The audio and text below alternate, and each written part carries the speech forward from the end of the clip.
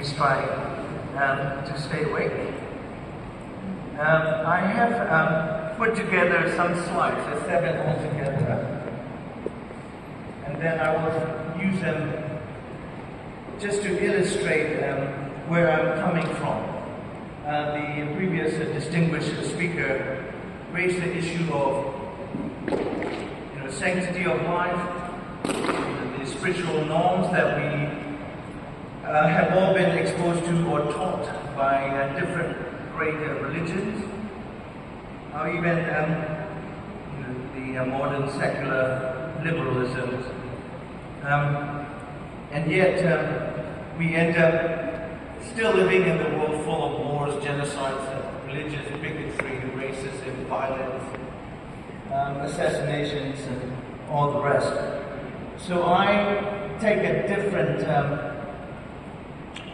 perspective because I was raised in Burma, and I'm not religious, but I consider my outlook Buddhist influence. That is that we are here transitional, and our life is short and impermanent and transient. However we want to explain our presence here, it's not the subject of concern for me today. So we have a saying that a visit to a grave or funeral is worth 10 visits to a Buddhist temple or religious ceremony.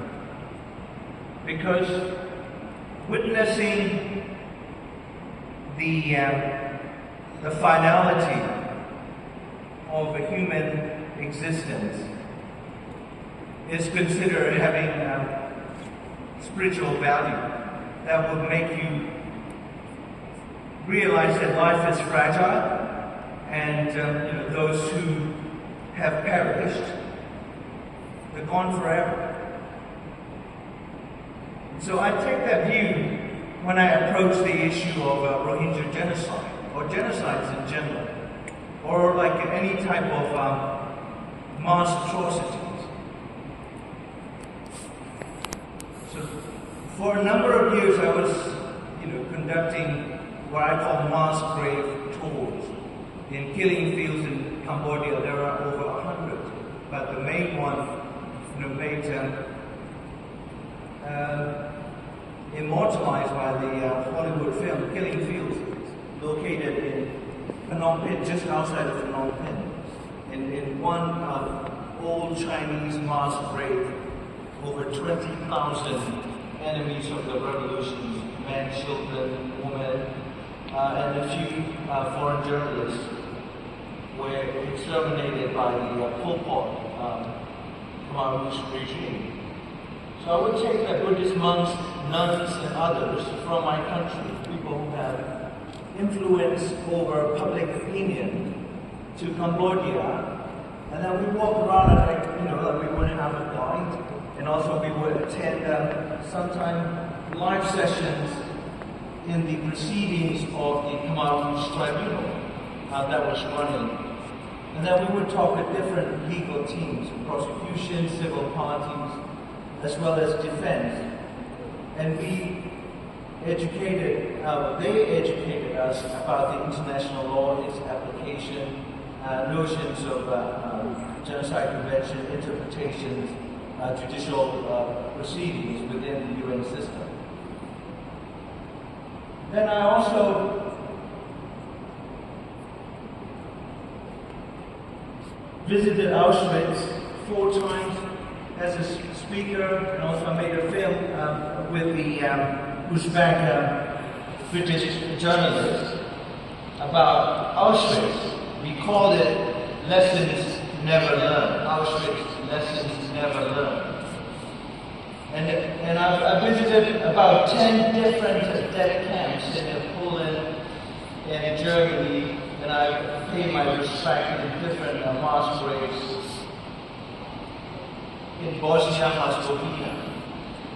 What you're seeing on the left, it's a medical building in Auschwitz, the main camp. There were several different major camps. So this is, some of you may have noticed the iconic building right in the center, not that little thingy, but the SS administrative quarter, where the trains come in and SS doctors do the separation.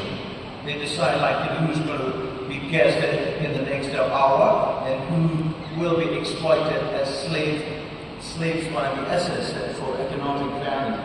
And then the children's drawing by some inmates in one of the barracks there of children who arrived after Warsaw Ghetto uprisings in some of the period. And then the next one, please. And then that's the one of the mass graves where like 450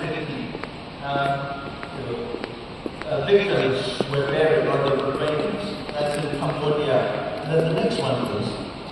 And that's Srebrenica, 3 generations of men and boys, grandfather to grandsons. Over 8,000 were slaughtered and me raised in a Buddhist culture, paying my respect in my own way at one of the memorial stones. So what I remember going through these mass graves is the pain I feel when I hear stories, whether told by the guides who are specialists in their own subject matters, or like read the captions. And I remember like going through some of the barracks, especially in Auschwitz, on one of my visits.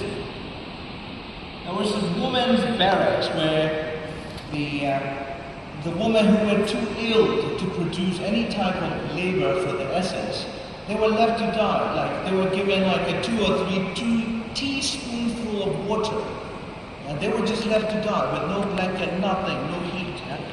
And these like bunk beds, there were layers of dust you could see, and all of a sudden I had an urge to touch the bed, the dust, the layers of dust, thinking that maybe I rubbed the dust, maybe that will soothe their souls wherever they may be. I'm not a particularly religious person, and afterlife is not really a concern, but even me, at that moment, felt that I wanted to touch them in that barracks. So I think the most important thing for us to understand is genocide.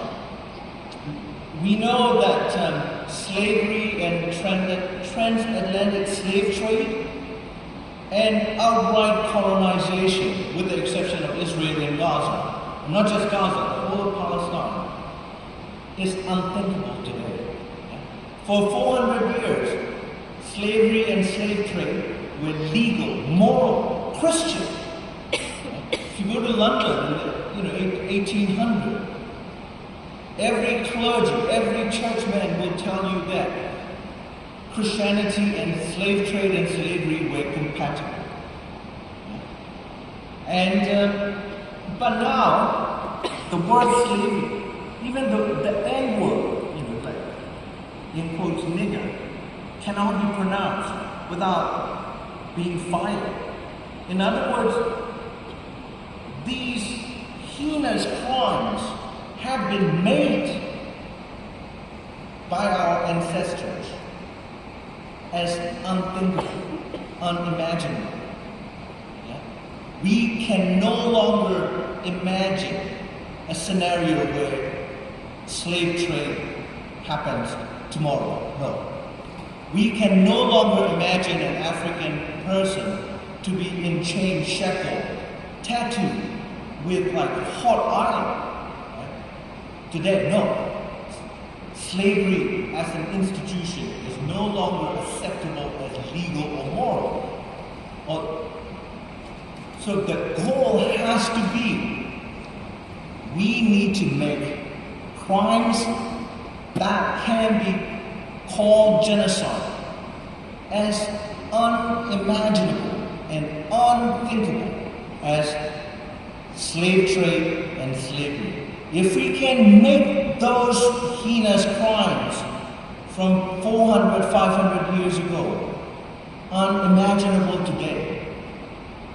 And it's not any other supreme being who made those unimaginable. The struggles of people, including the enslaved Africans themselves, they fought and they made those things unimaginable. So that should be number one goal. And then secondly, I think when we say genocide in Gaza or genocide in Myanmar, my own country, Rohingya, what do we mean? I think and then who decides what is genocide? Right? Lawyers, judges, politicians who run powerful states such as the United States. Remember, like the Secretary of State in the Donald Trump's administration, with a single tweet, decided that China was committing genocide against Uyghur people in Xinjiang.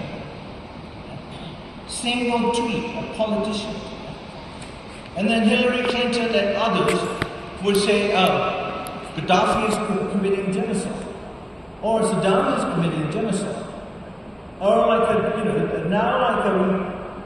Putin is committing genocide. And then Putin's arguing that no, Ukraine is committing genocide against the Russians in Luhansk and other places.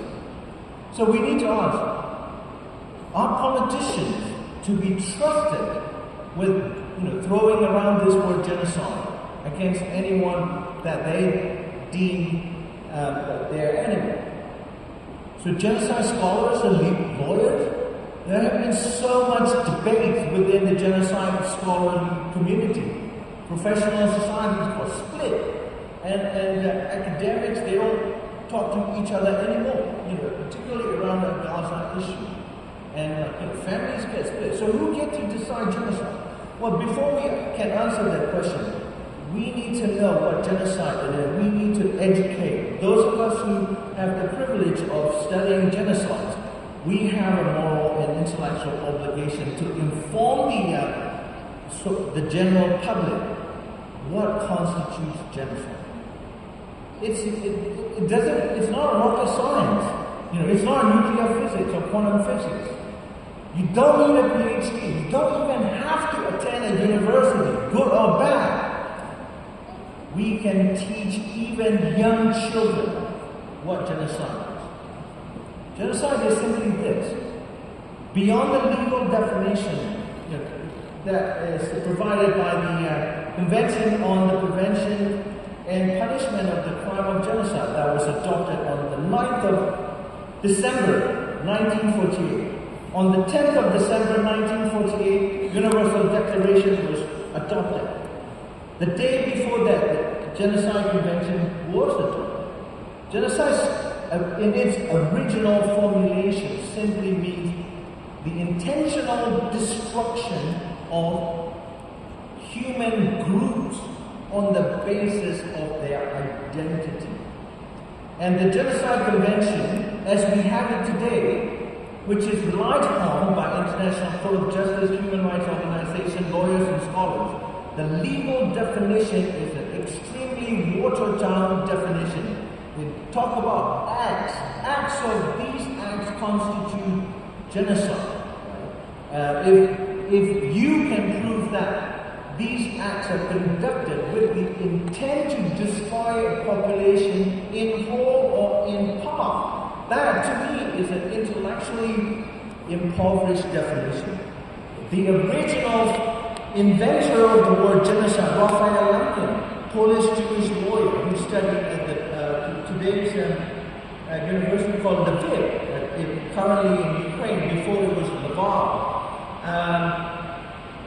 He was a young lawyer during the interwar years, the 1920s.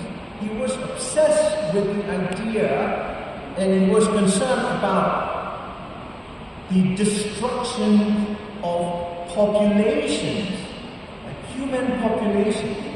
If life is sacred, if life is inherently valuable, unassailable, as the Declaration today stated, genocide is the total opposite And so I think 30 seconds. 5 minutes. Oh, thank you. So the identity, the destruction of identity is a part of genocide. Erasure of history is a part of. People talk about educide, educational institutions were born. There are no more universities, not just clinics, in Gaza. There are two parts. One is physical destruction. Destruction of spiritual foundation. For Raphael Lemkin. Genocide is a wholesome, holistic terminology. It captures everything. Because killing poets, writers, community leaders is all a part of a genocide. You don't have to build guest chambers and 20 dead cats for a crime to be considered genocide. In Srebrenica, only 8,000. It's not at 1.2 million. That was the number of Nazi victims killed or mass slaughter in Auschwitz and alone. And so the other part is the survivors, the perpetrators who emerge victorious. They reorganize the surviving community of their victims in the way they want. That is why I get really infuriated when either Israeli government or the Americans or the European Union officials say, oh no, Gaza cannot be left in the hands of Hamas. Well, the fate of Gaza, the future of Gaza, is entirely up to the people who live there. It is their right to self-determine what type of government they want, what type of society